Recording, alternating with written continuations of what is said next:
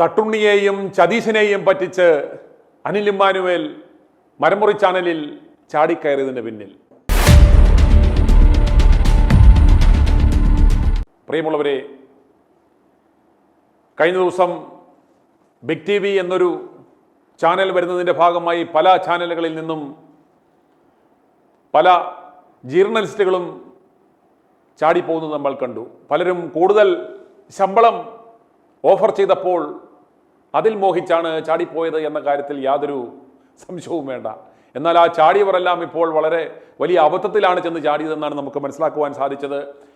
വരാൻ പോകുന്ന തെരഞ്ഞെടുപ്പ് മുന്നിൽ കണ്ടുകൊണ്ടാണ് ബിഗ് ടി വി ഇതുപോലെ പെട്ടെന്നൊരു റിക്രൂട്ട്മെൻറ്റും ഒരു തുടക്കവും ഒക്കെ ഇവർ പ്ലാൻ ചെയ്തത്. എന്നാൽ അവർ ഉദ്ദേശിച്ച പോലെ കാര്യങ്ങളൊന്നും നീങ്ങിയില്ല. അതുകൊണ്ട് ചാനൽ സംപ്രേഷണം കേരളത്തിൽ താമസിക്കും. അവർ ഉദ്ദേശിക്കുന്ന ഒരു സാങ്കേതിക സംവിധാനം കേരളത്തിൽ ഉണ്ടാക്കി സംപ്രേഷണം ആരംഭിക്കുവാൻ സമയമെടുക്കും. അതുകൊണ്ട് ഇവരുടെ സംവിധാനങ്ങളൊക്കെ നിലവിലുള്ള ഹൈദരാബാദിലേക്ക് ഈ റിക്രൂട്ട് ചെയ്യപ്പെട്ട ആളുകൾ ചെല്ലാൻ ആവശ്യപ്പെടുകയും അവിടെ നിന്ന് സംപ്രേഷണം ആരംഭിക്കാമെന്നുമാണ് പറഞ്ഞതെന്നാണ് അറിയുവാൻ കഴിഞ്ഞത്.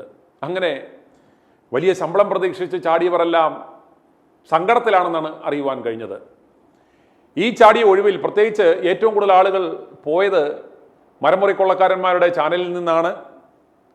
അപ്പോൾ ആ ചാനലിലേക്ക് അനിൽ ഇമ്മാനുവേൽ എന്ന് പറയുന്ന ഒരു ജേർണലിസ്റ്റ് ഹെഡ് സ്പെഷ്യൽ സ്റ്റോറീസ് എന്ന പദവിയിലേക്ക് ചാടിക്കയറി എന്ന വാർത്തയും നമ്മൾ കേട്ടു. ഈ അനിൽ ഇമ്മാനുവേൽ ആരാണെന്നറിയാം, പലർക്കും അറിയില്ല. എങ്കിലും ഇതിൻ്റെ പിന്നിൽ രസകരമായ ഒരു കഥയുള്ളത് കൊണ്ട് പ്രേക്ഷകരുമായി ഞാനത് പങ്കുവയ്ക്കുവാൻ ആഗ്രഹിക്കുകയാണ്. ഈ അനിൽ ഇമ്മാനുവേൽ എന്ന് പറയുന്നത് മലയാള മനോരമ ചാനലിലെ ഒരു ജീവനക്കാരനായിരുന്നു. അദ്ദേഹത്തിന് മനോരമയിൽ നിന്നും പുറത്തു ചാടേണ്ടി വരുന്ന ഒരു സാഹചര്യത്തിൽ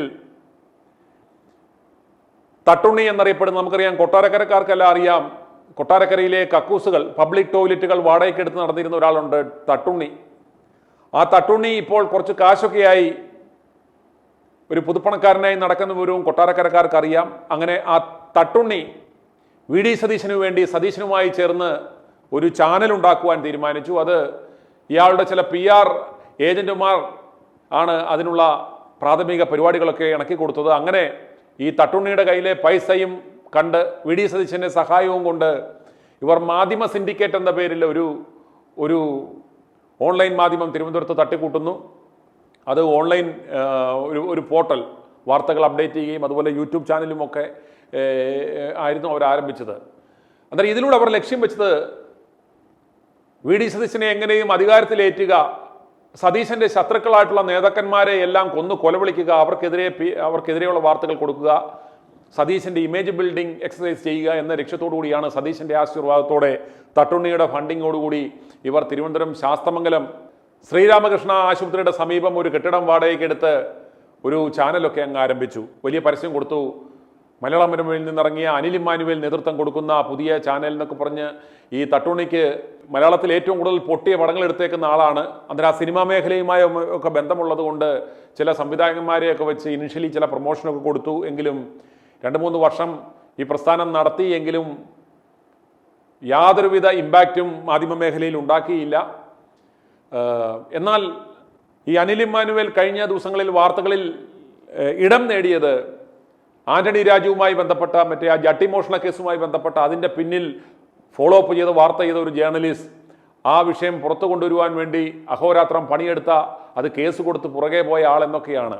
എന്നാൽ ഒരു കാര്യം മനസ്സിലാക്കണം, ഈ അനിൽ ഇമ്മാനുവേലിനെ മുന്നിൽ നിർത്തി തിരുവനന്തപുരം മണ്ഡലത്തിൽ മത്സരിക്കുവാൻ ആഗ്രഹിക്കുന്ന ഒരു കോൺഗ്രസ് നേതാവാണ് അതിന് ഫണ്ട് മുടക്കി അനിൽ ഇമ്മാനുവേലിനെ കൊണ്ട് ഈ പണിയെല്ലാം ചെയ്യിച്ചത് എന്ന വിവരങ്ങളാണ് ഇപ്പോൾ പുറത്തു വരുന്നത്. അതിൻ്റെ വിശദാംശങ്ങൾ ഞങ്ങൾ അടുത്ത ദിവസം വിശദമായി നൽകുന്നതാണ്. അങ്ങനെ അനിലിനെ ഒരു ചട്ടുകമാക്കി ഉപയോഗിക്കുകയായിരുന്നു. കാരണം ഈ ആന്റണി രാജുവിനെ തീർത്ത് കളഞ്ഞാൽ മാത്രമേ തിരുവനന്തപുരം മണ്ഡലത്തിൽ അയാൾക്ക് വിജയിക്കുവാൻ സാധിക്കത്തുള്ളൂ. അന്നേരം അതൊരു പെയ്ഡ് കൊട്ടേഷൻ ആയിരുന്നു നടന്നത്. അല്ലാതെ ഈ ജട്ടിമോഷണ കേസ് എങ്ങനെയും തെളിയിക്കുക എന്ന ഒരു അഭിലാഷത്തിന്റെ പുറത്തൊന്നും ആയിരുന്നില്ല അനിൽ ഇമ്മാനുവേൽ ഇപ്രകാരം ഒരു വിഷയവുമായി പോയത് എന്നതാണ് വാസ്തവം.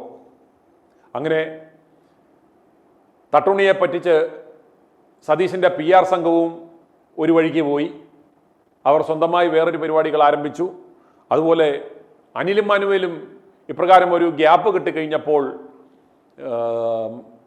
മുട്ടിൽ മരമുറിക്കൊള്ളക്കാരന്മാരുടെ ആ ചാനലിൽ കയറി. അതും സതീശന്റെ ആശീർവാദത്തോടു കൂടിയാണെന്നാണ് നമുക്ക് മനസ്സിലാക്കുവാൻ സാധിക്കുന്നത്. കാരണം ഈ മരമുറിക്കൊള്ളക്കാരന്മാരുടെ റിപ്പോർട്ടർ ചാനലിൽ പരുത്തിമോളാണ് സതീശിനെ സഹായിക്കുവാൻ ഇപ്പോൾ ഉള്ള ഏക വ്യക്തി.